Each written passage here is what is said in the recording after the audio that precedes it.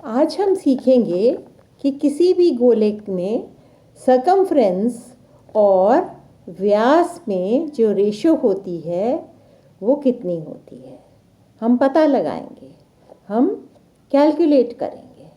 तो इसको पता लगाने के लिए रेशो सरकमफ्रेंस अपॉन डायमीटर यानी कि सरकमफ्रेंस बटा डायमीटर होगी। तो इस गोले के लिए मुझे सरकमफ्रेंस भी जानना है और डायमीटर भी जानना है। तो इसके लिए हम एक बहुत ही आसान तरीका इस्तेमाल करेंगे और वो क्या है, धागा। पहले भी हम कर चुके हैं। हम इस सर्कल की परिधि यानी कि पेरीमीटर यानी कि सरकमफ्रेंस फाइंड करने के लिए ये धागे को, ये ऊन के गोले का धागा है, इसको हम पूरे चारों तरफ घुमा देंगे। धीरे धीरे करेंगे क्योंकि ये गोलाकार है, तो अगर हम बड़े बड़े स्टेप्स लेंगे तो हमारे से गलती हो सकती है। तो हम यहाँ आके रुक जाएंगे क्योंकि गोला खत्म हो गया। अब सरकमफ्रेंस की जो लंबाई है वो इतनी है, पेरीमीटर है, लंबाई का नाप है। तो इसको हम कैसे पता लगाएंगे कि ये धागा कितना लंबा है। यहाँ से मैं काट दूंगी कैंची से और फिर मैं इसको नापूंगी एक मेजरिंग टेप से, और यह नाप के कटा हुआ धागा मैं एक कागज पे चिपका लूँगी। अब हम दूसरा नाप लेंगे। अब दूसरी जो चीज़ मुझे चाहिए वो है डायमीटर। अब डायमीटर पता लगाने के लिए मैं ये यहाँ पे आ गई। अब इसको और इसको यहाँ तक मापा तो ये डायमीटर इसका इतना हो गया। तो डायमीटर की लंबाई इतनी है। यहाँ से मैं धागा काट दूंगी और एक कागज़ पे चिपका दूंगी। ठीक है। अच्छा, अब इस सरकमफ्रेंस का निशान यहाँ देख रहे हो, ये है एक गोला छोटा बिंदु और सी लिखा हुआ है। ये हम सरकमफ्रेंस के लिए निशान इस्तेमाल करते हैं। और ये स्मॉल डी जो निशान है वो हम डायमीटर के लिए इस्तेमाल करते हैं। अब हमारे पास धागे की लंबाइयाँ हैं। हमने इस एक्सपेरिमेंट को करने के लिए 3 गोले लिए हैं। पहला नीले रंग का, दूसरा हरे रंग का और तीसरा लाल रंग का। और तीनों गोलों में मैंने आपको परिधि भी दिखाई हुई है और उसका व्यास भी दिखाया हुआ है, यानी कि पेरीमीटर, सरकमफ्रेंस और डायमीटर। अब मैं आपको एक और डायग्राम दिखा रही हूँ। इसमें भी मैंने 3 गोले लिए हैं।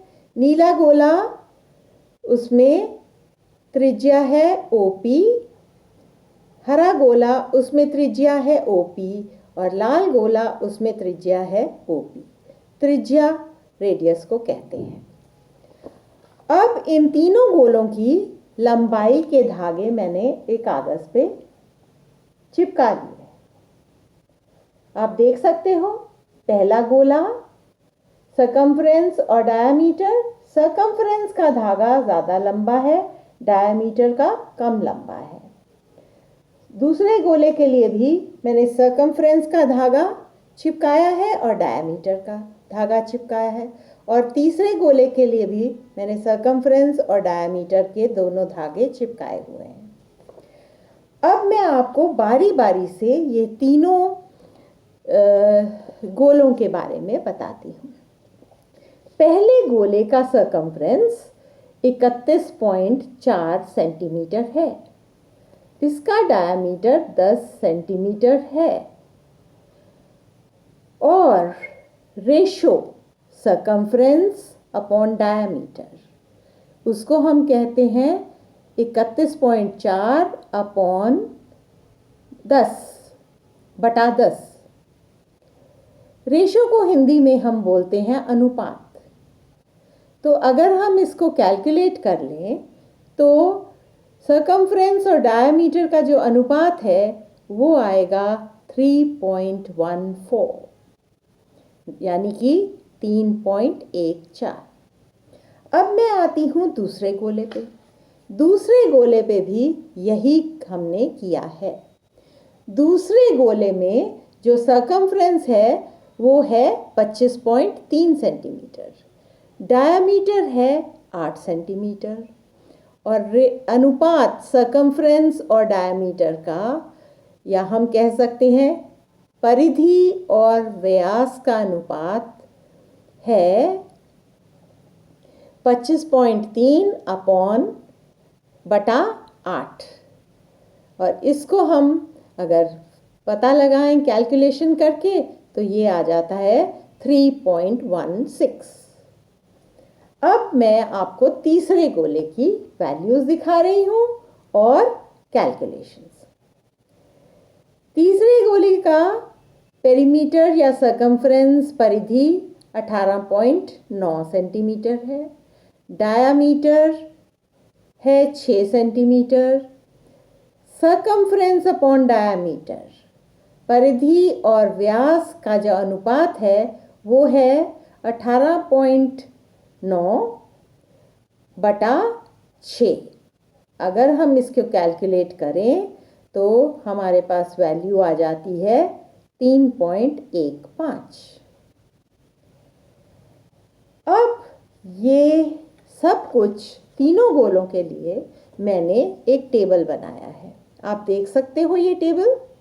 सरकमफ्रेंस पहले, दूसरे और तीसरे गोले का मैंने पहली लाइन में लिखा है। डायामीटर पहले, दूसरे और तीसरे गोले का दूसरी लाइन में।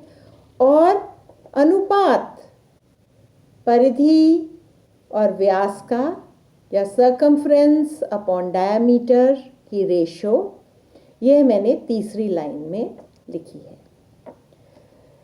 सरकमफ्रेंस मैं सेंटीमीटर में नापती हूँ, डायामीटर मैंने सेंटीमीटर में नापा है। रेशो जो है, अनुपात जो है पेरीमीटर और डायामीटर का, इसके आगे मैंने कोई भी मानक यूनिट नहीं लिखा है। क्यों? क्योंकि सरकमफ्रेंस सेंटीमीटर में है, डायामीटर सेंटीमीटर में है, दोनों का यूनिट कट जाता है और अनुपात का कोई यूनिट नहीं होता, क्योंकि हम एक ही यूनिट वाली दो चीज़ों को रेशो फाइंड कर रहे हैं। ओह, तो हमने क्या देखा तीनों गोलों के लिए? 3 गोले हैं और तीनों गोलों में जो वैल्यू है सरकमफ्रेंस अपॉन डायामीटर, जो अनुपात है, जो रेशो है सरकमफ्रेंस और डायामीटर का, करीबन एक जैसी है। 3.14, 3.16, 3.12।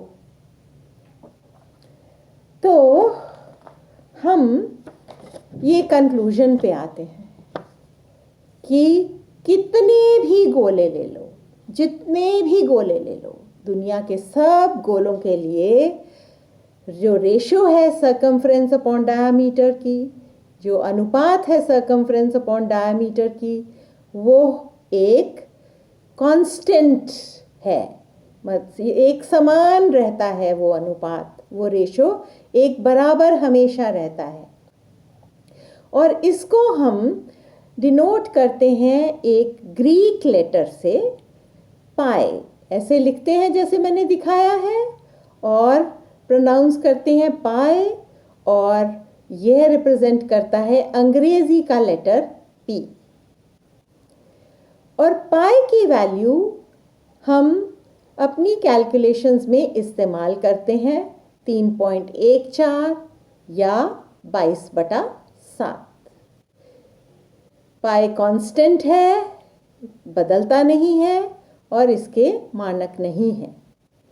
Circumference upon diameter is equal to pi. अब अगर मैं डायमीटर दूसरी तरफ ले जाऊं इक्वेशन में, तो मेरे पास क्या आ गया? Circumference is equal to pi D.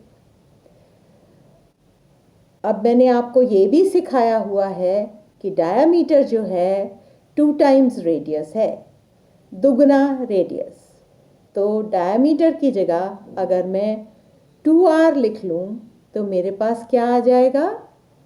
Circumference is equal to 2 pi r। तो आज हमने क्या सीखा? कोई भी गोला ले लो, हर एक गोले के लिए रेशो जो है सर्कमफ्रेंस और डायमीटर की कांस्टेंट रहती है पाई, और इसकी वैल्यू है 3.14 या 22/7। अगर आपको ये वीडियो पसंद आया हो तो लाइक करिए, शेयर करिए और सब्सक्राइब करिए।